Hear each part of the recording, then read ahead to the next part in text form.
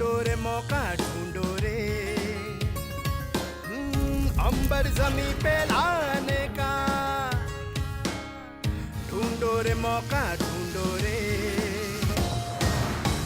छत पे चढ़ो जो हुनरबाज तैयार है आप? खुद ही बना लो सीढ़ी, राहें मिलेंगी तुमको हरदम ही टेढ़ी मेढ़ी, थोड़ा सा चल के आजा मचल के, आजा तू कर ले तू आगाज, हुनरबाज, हुनरबाज। जिंदगी में अगर सक्सेसफुल हुनरबाज बनना है तो नए रास्तों पर तो चलना ही पड़ेगा। हुनरबाज, आप भी अपने हुनर को यूं ही जाने मत दीजिए, उसे सबके सामने लाइए। Hunarbaz Skill to Win, powered by DGE&T, Ministry of Labour and Employment, or co-sponsored by Margo Glycerine and NSDC.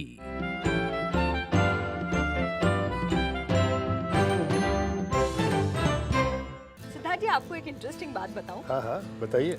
मेरे दोनों बच्चे बटर को बहुत पसंद करते हैं। माँ पे गए होंगे। मुझको भी बहुत शौक है, देखिए ना। पर जब मैं टोकती हूँ उन्हें वो तो बोलते होंगे कि मैया मैं नहीं मार्केट खायो है ना। एग्जैक्टली, बहुत शरारती हैं दोनों। सूरदास जी के पद, दोहे, उनकी कविताएं बच्चों से लेकर बुजुर्गों तक हर एक को कितनी प्रभावित करते हैं।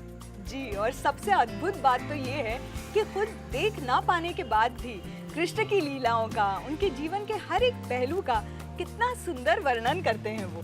हाँ, यही तो खासियत है रेणुका जी, कि ऊपर वाला जिसे कुछ लेता है उसके बदले में बहुत कुछ दे भी देता है, और यही उनकी सबसे बड़ी ताकत, सबसे बड़ा स्ट्रेंथ होता है।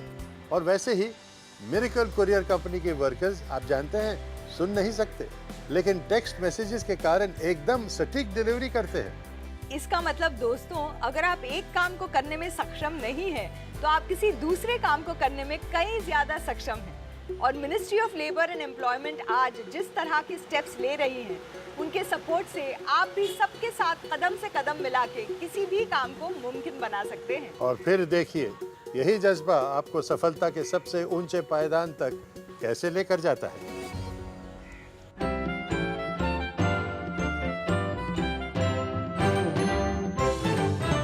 श्रमिकों के अधिकारों की रक्षा और उनके हुनर को बढ़ावा देने के लिए भारत सरकार का श्रम और रोजगार मंत्रालय पिछले 60 साल से जुटा है।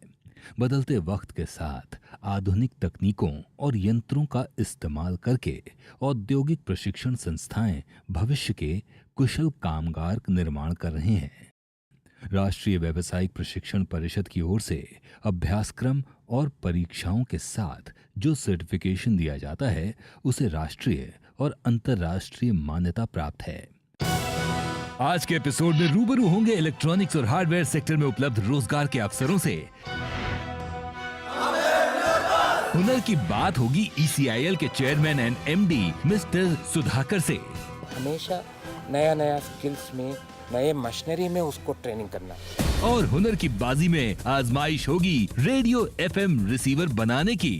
चलिए चलिए जल्दी करिए। बिजली गिराने मैं हूँ आई, कहते हैं मुझको फ्रिंसी फ्रिंसी। क्या बात है प्रिंसी, आज तो तुम सच में बिजली गिरा रही हो। सनी, आज का हमारा एपिसोड बिजली से भरा बड़ा ही इलेक्ट्रीफाइंग है।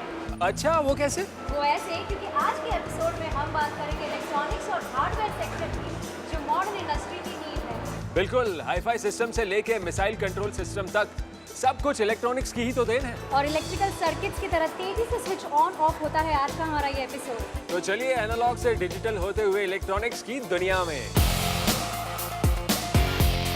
इलेक्ट्रॉनिक्स ने हमारी जिंदगी को काफी सुविधाजनक बना दिया है। सुबह अलार्म से जगाने से लेकर रात में रेडियो के सुलाने तक, जनवरी के महीने में ब्लोअर से लेकर जून की लू से बचाने तक, इलेक्ट्रॉनिक्स उपकरण ही हमारा सहारा बनते हैं। खाने पीने सोने इन सब के लिए इन्हीं मशीन्स का उपयोग करते हैं हम। इलेक्ट्रॉनिक सेक्टर इसी गर्मजोशी से बाकी सेक्टर्स के लिए भी कंट्रीब्यूट करता है। Power protection control automation area में इलेक्ट्रिकल और इलेक्ट्रॉनिक्स लोगों की बहुत ज़रूरत है। टेक्नीशियन लेवल्स में भी ज़रूरत है, ग्रेजुएट लेवल में भी ज़रूरत है और ITA लेवल में भी ज़रूरत है। आईटी सेक्टर या मीडिया सेक्टर की कल्पना क्या इलेक्ट्रॉनिक सेक्टर के बगैर संभव है? कभी नहीं। आज इलेक्ट्रॉनिक सेक्टर दूसरी कई इंडस्ट्रीज की बैकबोन बन चुका है और इसी वजह से इस सेक्टर में जॉब्स की अपार संभावनाएं हैं। भारत आज दुनिया का तेजी से उभरता हुआ इलेक्ट्रॉनिक्स और हार्डवेयर हब बन रहा है। सरकार ने इसीलिए इलेक्ट्रॉनिक सेक्टर को बढ़ावा देने के लिए करीब 30,000 करोड़ खर्च करने की योजना बनाई है। इलेक्ट्रॉनिक सेक्टर को बढ़ाने में कई और सेक्टर्स भी मदद करते हैं, जैसे इंफॉर्मेशन टेक्नोलॉजी सेक्टर हो या ऑटोमोबाइल सेक्टर या फिर स्पेशल मेडिकल इक्विपमेंट सेक्टर। और ये उम्मीद की जा रही है कि 2020 तक ये सेक्टर करीब 400 बिलियन तक बढ़ जाएगा और आगे आने वाले सालों में मुमकिन है कि इलेक्ट्रॉनिक सेक्टर की ग्रोथ आसमान छूने लगे। आने वाले 10 सालों के अंदर, क्योंकि बिजली जो है बहुत ज़रूरत है हमें और बहुत ज़्यादा उत्पादन होगा, जितना उत्पादन होगा उतना वितरण करेंगे, तो हर तरह का आदमी यहाँ पे ज़रूरत पड़ेगा, इंजीनियर, टेक्नीशियन, सब। प्रिंसी, मुझे लगता है इलेक्ट्रॉनिक्स बहुत ही मुश्किल होता होगा, नहीं? आई मीन हाई फाई फंडे, सालों साल पढ़ाई, बड़ी बड़ी डिग्रीज, तब जाके कहीं इलेक्ट्रॉनिक्स आता होगा। जी नहीं सनी जी, अगर आप 10वीं या 12वीं पास हो तो आप अपने गांव या शहर के पास की ITI में एडमिशन लेके ये सब कुछ सीख सकते हैं या फिर ATI में जाके एडवांस ट्रेनिंग भी ले सकते हैं। क्या यार प्रिंसी, कोई भी बात कर रही हो तुम। सी, मुझे भी पता है कि इलेक्ट्रॉनिक स्विच बनाने के लिए ट्रांजिस्टर्स की जरूरत पड़ती है। Right. और ट्रांजिस्टर्स जो है वो सेमीकंडक्टर नाम के मटेरियल से बनता है। राइट। तो 10वीं या 12वीं पास लड़का क्या ये सब कर पाएगा? ऑफ कोर्स सनी, ATI के लैब्स में कटिंग एज इक्विपमेंट और टेक्नोलॉजी है जो ये सब कुछ सिखाता है, फिर चाहे स्टूडेंट 10वीं पास हो, 12वीं पास हो या फिर इंजीनियरिंग ग्रेजुएट हो। पिछले 60 सालों से श्रम और रोजगार मंत्रालय देश भर में तकनीकी शिक्षा देने के लिए प्रयासरत है। अपने हजारों ITIs, RBTI, ATI और NVTI के द्वारा 10वीं पास छात्रों को अलग अलग क्षेत्रों में हुनर सिखा रहा है। इलेक्ट्रॉनिक से जुड़े तमाम गुण आप श्रम और रोजगार मंत्रालय द्वारा चलाए जा रहे ITI से सीख सकते हैं। अगर हम एक कैंडिडेट को लेते हैं, चाहे वो ITA हो या डिप्लोमा हो, डिग्री हो, हम ये समझते हैं कि वो एक लेवल पे है और कुछ चीज़ें वो ऑलरेडी सीख चुका है, वहाँ से हम सीधा उठा के काम में लगाते हैं और काम के बारे में जो कॉम्प्लिकेशंस हैं, जो कठिनाइयाँ हैं, वो सब हम बता सकते हैं। तो इसलिए सेक्टर मैटर काउंसिल में ये काफ़ी फीडबैक लिया गया है कि इंडस्ट्री में क्या चल रहा है आजकल और कौन से स्किल्स के रिक्वायरमेंट है, प्रैक्टिकल और थ्योरी। नई नई तकनीक से सुसज्जित मशीन्स को ATI, EPI में प्रशिक्षित टीचर्स द्वारा पढ़ाया जाता है। कुछ ऐसे ट्रेनिंग इंस्टीट्यूट भी हैं जो खासकर इलेक्ट्रॉनिक सेक्टर से रिलेटेड कोर्सेज कराते हैं। ऐसा ही एक ITI स्थित है हैदराबाद में, ATI, EPI, The Advanced Training Institute for Electronics and Process Instrumentation. This institute was set up in collaboration with ILO, International Labour Organization, and Swedish International Development Agency in the year 1974. This is an institute especially for electronics industries to cater the needs of the skill development of industry persons in the field of electronics. जहां instructor training programme जैसे electronics mechanic, mechanic consumer electronic appliances, technician power electronic system, कुछ intensive courses भी आप यहाँ सीख सकते हैं और इन कोर्सेज को करने के लिए आप ITI पास, डिप्लोमा पास या फिर BE, BTech पास होने चाहिए। कुछ कोर्सेज हैं जिनकी डिमांड ज्यादा रहती है, वो हैं process instrumentation, information technology, medical electronics. इनके साथ साथ कुछ ट्रेनिंग प्रोग्राम्स ऐसे भी चलाए जाते हैं जो कि इंडस्ट्री की विशेष डिमांड पर होते हैं।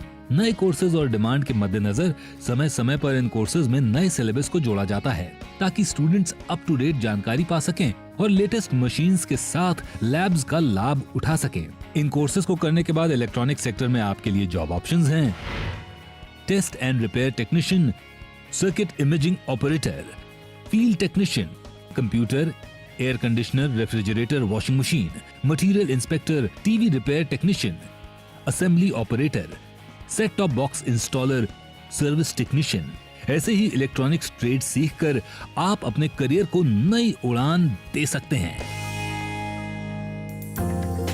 ऐसे ही इलेक्ट्रॉनिक्स ट्रेड सीखकर अपने करियर को नई उड़ान दी सोना बाई ने।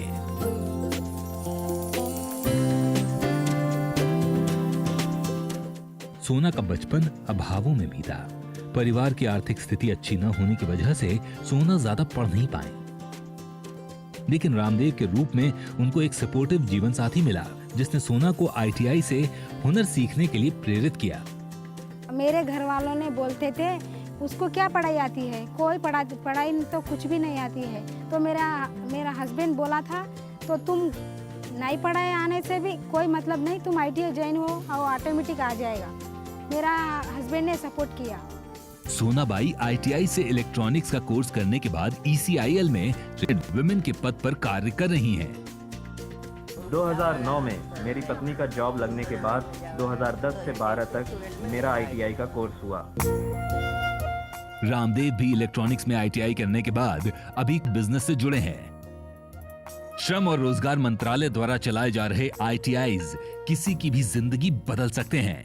ये बात सोना समझ चुकी थी, इसीलिए उन्होंने और लोगों को ITI से ट्रेनिंग करवाई।